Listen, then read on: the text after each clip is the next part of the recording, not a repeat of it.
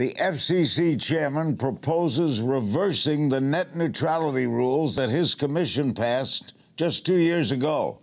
We're taking a look at that on this edition of Politicking.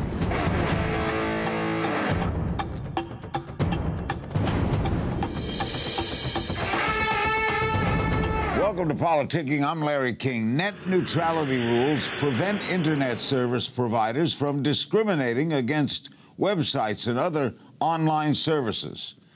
Exactly what that policy should look like has been debated for a very long time now.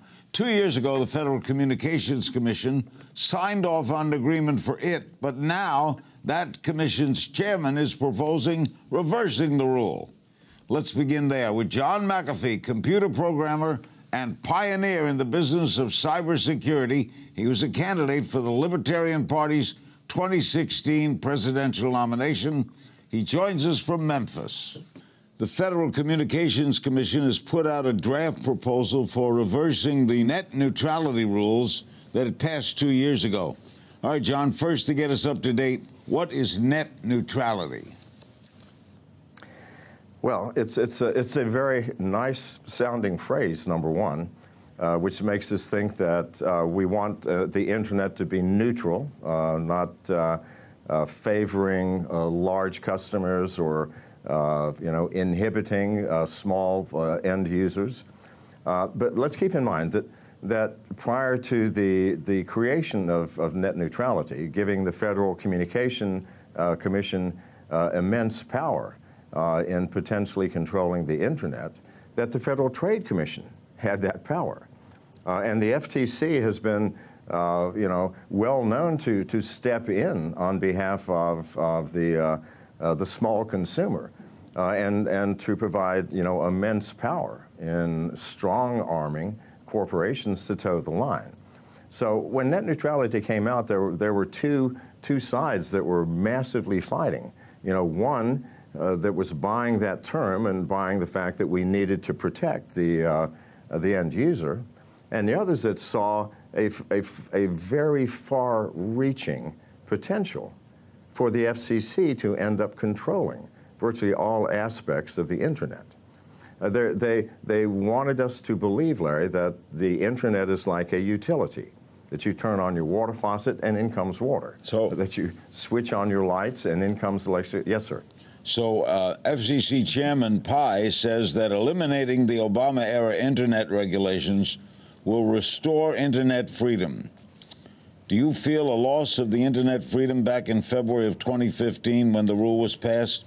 What do you favor the FCC putting out a draft proposal to reverse the rules passed 2 years ago? Well, I do, Larry, and here's why. I know this is an unpopular opinion, and I'm certain you feel the reverse, and my apologies. This is not personal. But here's why. The government consistently overreaches. All governments do. I mean, pick anything. The FBI, in trying to unlock a phone a year and a half ago that was used in the terrorist act, instead of asking Apple just to please unlock this, asked for a master key to unlock all phones. I mean, this is what governments do. And it's always at the expense of the individual. I thought that when the FTC was responsible for these things, we were perfectly fine. And in fact, after the FCC took over, I didn't feel any restrictions. However, what were their plans? What would happen in the future, Larry, if with the Federal Communication Commission that is responsible for our airwaves and for interpersonal communications and the internet now, terrible things. I saw terrible things on the horizon. We don't need the FCC in this. The Federal Trade Commission is designed to protect the consumer. And when the FTC was involved, I didn't see any terrible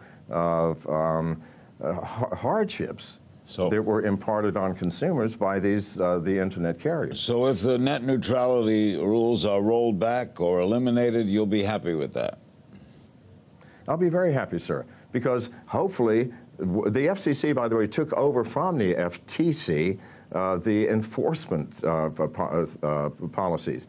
I'm hoping that they will go back to the Federal Trade Commission, where they should be. All right, it's the Federal Trade Commission that has the... I'm sorry? Yeah, go ahead, finish. Yeah, it's the Federal Trade Commission that has the obligation to protect us, not the Federal Communication Commission. Think about it, Larry. What has the FCC done? It's refused to allow me to say the F word or many other words, which in everyday conversation, you can't walk down the street without hearing someone say that. It is a restrictive organization. It is designed to protect. But what does that mean when governments protect us? It usually means that we are restricted in our own freedoms and privacies. All right, the head of the Internet Association, a trade group, says that rolling back these rules or reducing the legal sustainability of the order will result in a worse Internet for consumers and less innovation online. What do you make of that? Well, I can't buy that. I mean, free trade, free enterprise, and competition is what has created the Internet and has created all of our technologies. It's what's given us smartphones, even though they have their downsides. It's what's given us television and the ability for me to sit here in Memphis and talk to you in California as if we're sitting in the same room. This is what competition has created. And to remove that, which is really what the FCC is trying to do, or was trying to do, can't possibly give us a better Internet. I'm a firm believer that we as consumers, having the right to choose, if there is one carrier that is abusing us in one way or another, well then fine, I will just go somewhere else. All right. Because this is how. Go ahead. No, I get it. The classification of broadband as a common carrier service led to the 2016 creation of broadband privacy rules that make it harder to collect and sell browsing information and other user data. President Trump has signed a measure overturning those regulations. What do you make of that? Well, in that case, I disagree strongly. You know, I understand that the world now operates based on information, that information is both power and money. And there's a tragedy there. There's a tragedy. What happens if I do a Google search for shoes for some reason? If I then go to Facebook, I'm inundated by ads trying to get me to buy shoes. That frightens me, that one company will give to another company my likes, my dislikes, my habits, where I am, what I purchased yesterday, what I intend to purchase tomorrow, who my friends are. This scares me, Larry, because you can see it happening in your daily lives. Instantaneous transfer of what you are doing in one company's purvey, suddenly it's transferred to the rest of the world. There's something wrong with this, Larry, because this is an invasion of privacy to a very high degree. Yes, sir. So the state of United States cybersecurity, how vulnerable are we? We are extremely vulnerable. The news will tell us this every day. You know, everything is getting hacked. You know, our government, the Office of Personnel Management, the Homeland Security, the FBI hacked by a 15-year-old boy. I mean, please, if that's not vulnerability, then what is? And the scary thing is that no one's paying attention to it. Least of all, those elements within our government that should be paying attention to it. They seem to have this laissez-faire attitude. Trump's cybersecurity team, people with experience in previous government administrations or the military, have a number of private sector outsiders involved. Is that a good strategy? It's kind of cross-fertilization. Is that an obstacle to cooperation or a plus? Whoa, that's a tricky question, Larry. Here's the fundamental problem. You said politicians. What on earth do politicians know about the intricacies of cybersecurity? Probably zero. I mean, cybersecurity is one of the most, zero. It's one of the most complex, highly technical problems in the world today. And so politicians who have this very surface understanding of what's going on. I don't care how many advisors in the world. They could have the best advisors in the world. It's still the politician that makes the choice. And how do they make that choice? It can't be based on technology or facts. It has to be based on personality or charisma. So I think politicians ought to stay out of this mess entirely. And I think that it should be in the hands of the highly technically competent. You know, the government should go out and hire, they should go to DEF CON, which is the world's largest hacking convention in Las Vegas, and hire the cream of the crop there and sit them down and say, please, fix this, because they could. How good and they would. How good are we at cybering them? Well, quite frankly, we are good, but so are they. We're in a détente, Larry. I mean, we're good. But so are the Chinese. So are the Russians. Actually, so are the Iranians. Here's the problem.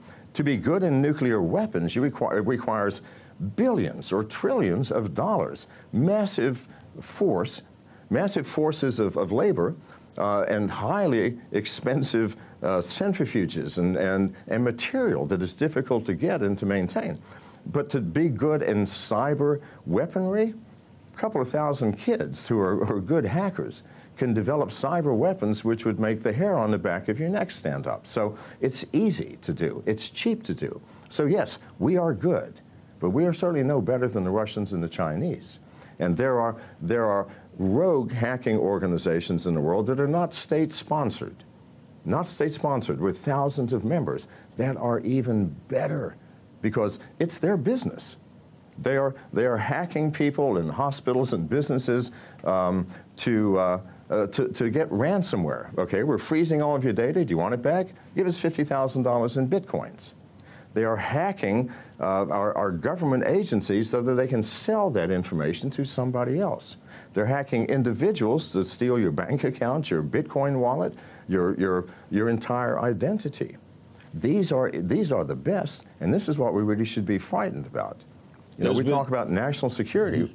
Go ahead, sir. There's been speculation that the recent failure of the North Korean missile test may have been caused by U.S. cyber attack.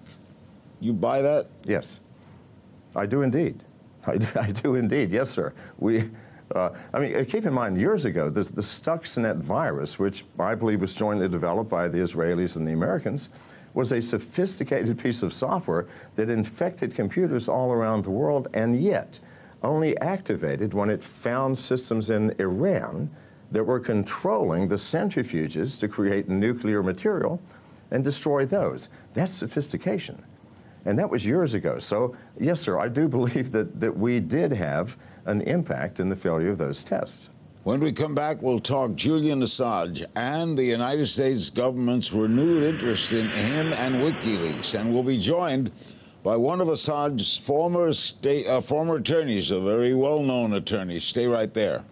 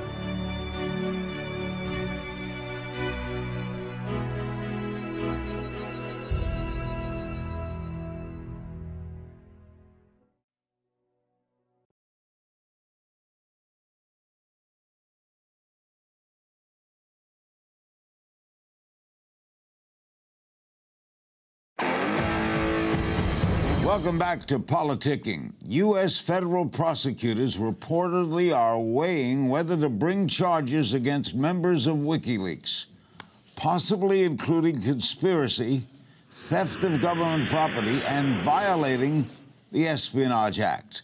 And Attorney General Jeff Sessions has declared that arresting WikiLeaks founder Julian Assange is a priority of the Trump administration. We'll dive into this. We're rejoined by John McAfee, computer programmer and pioneer in the business of cybersecurity. He was a candidate for the Libertarian Party's 2016 presidential nomination. He's in Memphis. And we're now joined by famed constitutional scholar, old friend, Harvard Law School professor emeritus, Alan Dershowitz. He was formerly a legally consultant to Julian Assange's defense team. He's joining me via Skype. Alan, are you no longer involved with the Assange defense? Well, until we heard this announcement from the Justice Department, we didn't think there was anything left to defend. The matter is now years old, and there had been no active investigation as far as we knew. Going after Assange is exactly the same as going after the New York Times or the Washington Post. Assange is a publisher. Material is sent to him, and he publishes it. He's not the thief. He's not the person who stole the material. He didn't work together in the theft of the material. It's very much like the New York Times. And if they didn't prosecute the New York Times and the Washington Post, as they appropriately didn't, they shouldn't be going after WikiLeaks or any other online or internet publisher of material that comes their way through Dropboxes or other means. At a rally in October of last year, Donald Trump declared that he loves WikiLeaks. Mm-hmm. All right, John McAfee, what are your thoughts on what Alan just said? Well, yeah, I'd like to take this out of the realm of politics and law for a second, and let's talk about the human aspects of this, Larry and Alan.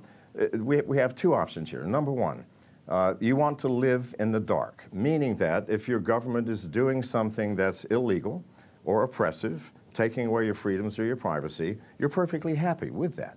And there are good reasons for accepting that. I mean, it's dangerous to know certain things, and if you know certain things, you have an obligation to take action. So in that case, then both Assange and Snowden and others, and anybody who wants to break the law in order to inform you of illegal activities, well, then those people are criminals. If, however, there are those of you who are listening to this program who want to live in truth and the light, then how are you going to know the truth? Governments create laws to protect their own power. And secrecy is the greatest of all of their powers.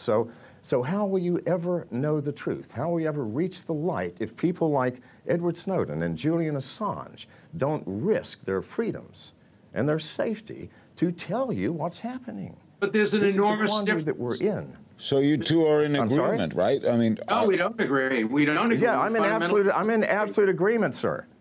No, we fundamentally disagree about Snowden and making a comparison or an analogy between Snowden and Assange. Snowden engaged in civil disobedience. He engaged in a crime. He stole material. He broke the law. He broke his promise. He ran away to Russia. He brought his computer with him.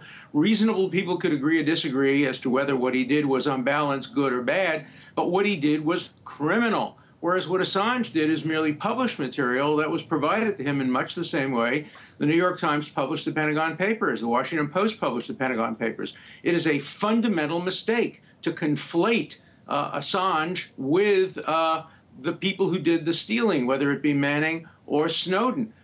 Those people engaged in civil disobedience broke the law. The people who published the material did not break the law. They're protected by the Constitution. So there's an enormous difference. All right.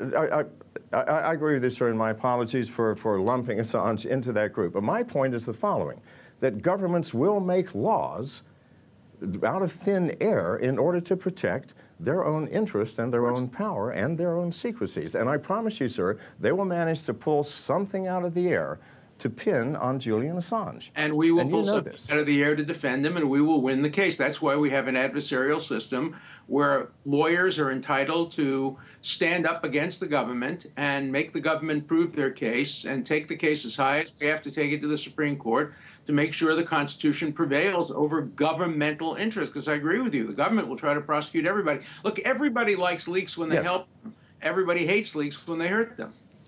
Alan, why is he still hiding? Why is he still hiding in the embassy in London? Because he's afraid that if he's offered, by the way, to be deposed. He's offered to have video conferencing, but he's afraid that if he goes to Sweden to stand charges against these sexual assault matters that he claims to be innocent of, that he would be extradited to the United States, where he would face a very wrathful Justice Department that would lock him up immediately, and a trial would take probably a year. So he'd be put in confinement. That's his judgment, his choice. The question is also about Snowden. If he had actually come back and faced the consequences in the United States, I think he'd have a lot more support from people as a civil disobedient rather than somebody who ran away. Remember, Martin Luther King put his arms out and said, hey, arrest me. I'm prepared to go to jail for what I did. I'm prepared to defend myself in court. But he didn't run away. CIA Director Mike Pompeo recently called WikiLeaks a non-state hostile intelligence service often abetted by state actors like Russia. John, does that concern you? Well, yeah, it concerns me that he's saying that. Absolutely. The government will make up whatever terminology. The people who watch the media will latch onto and go, oh, a non-state terrorist organization. That is utter nonsense. I'd like to say another word, but you'll bleep me out. It's utter nonsense, Larry. The issue has nothing. I'm sorry?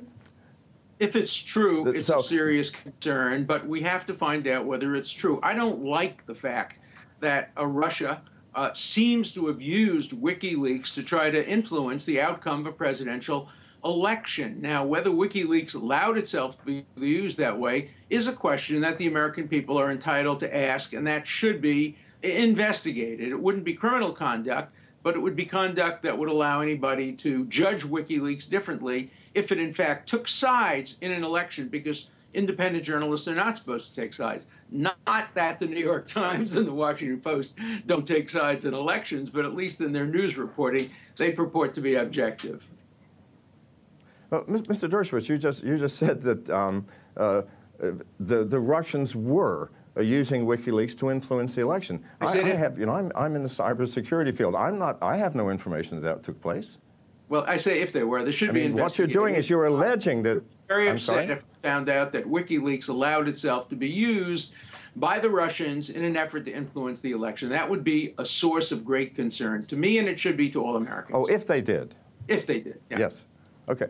Yeah, but I'm saying that I find that highly unlikely. Well, let's let the chips fall where they may. Let there be an objective investigation. I've called for an independent investigator to look into all of these things, because I don't trust Congress today to do that, because obviously Congress is in the hands of the same party that the executive branch is in the hands of. You both are in agreement on that. Alan, in our last segment, we talked about net neutrality and the FCC's chairman efforts to lessen the government's oversight of Internet carriers. Your thought on that?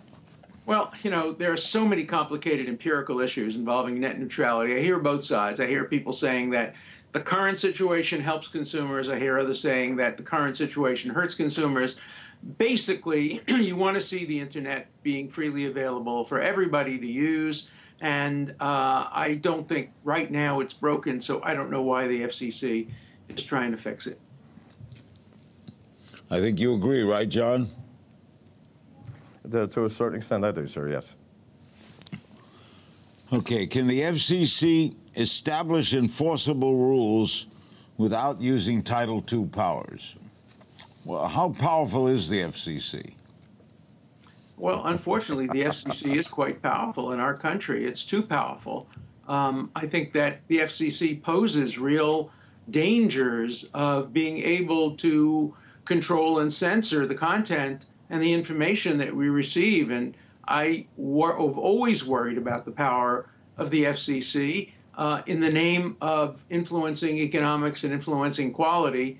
It can have the undesirable effect of influencing content as well, and that's what worries me the most. Alan, this should interest you.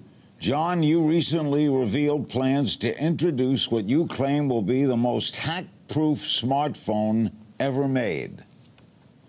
You tell us about it. I'm sure Alan will be interested. Hack-proof. Sure. Okay, sure. What is it? Okay, well, actually, it'll be the most private phone. Well, first of all, let me tell you what's the problem with smartphones today. They rely entirely on software to protect you. Software engineers know this is nonsense, because hackers use software to hack software. Sure. You'll never have completely, tight software. So among the things that have happened is that you have little soft switches. When you power the phone off, the software tells the hardware to power off. That means a hacker can get in the middle and say, no, I'm going to pretend to turn the phone off. I'm going to make the screen go blank and turn the lights off, but I'm still going to be listening to you and watching you at night while your phone is by the bed. I'll hear everything that you say to your spouse and watch everything that you do. This is the reality we're living under. That has to change. We have to go back. And it sounds like reversing technology, but it's not. We have to go back to a hard switch that disconnects the battery, disconnects your Bluetooth, your Wi-Fi.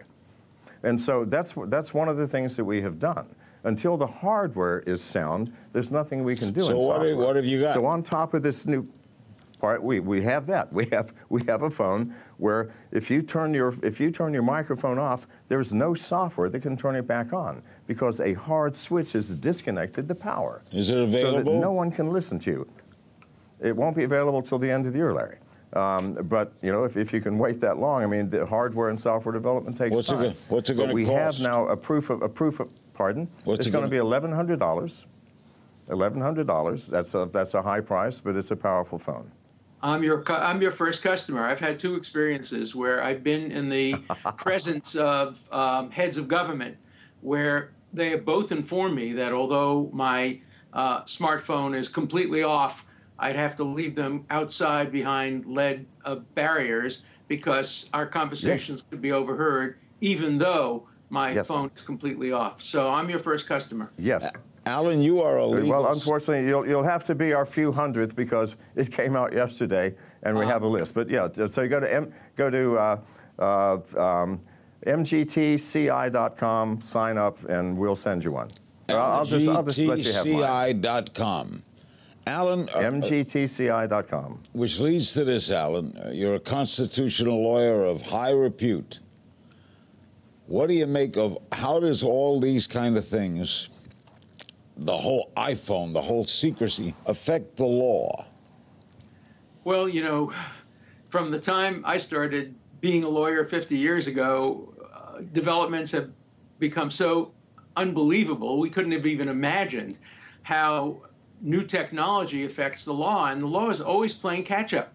The law never anticipates future developments, and it's always behind. And so the law constantly allows for loopholes for people to exploit for the moment these kinds of opportunities. And so I think we need in Congress committees that anticipate problems and try to solve them, at least address them even before they occur. And I think the smartphone is a perfect example of that. WikiLeaks is another example. We need laws that deal with the future, not only the past. Both of you are terrific guests. Thanks so much. John McAfee and Alan Dershowitz. Thank you so much for joining us on this edition. Nice meeting you, Mr. Dershowitz. Thank you. Thanks, both of them, for joining us on this edition of Politicking. Remember, you can join the conversation on my Facebook page. Check out the Politicking blog on our homepage or tweet me at King's Things. And don't forget to use the Politicking hashtag. And that's all for this enlightening edition of Politicking.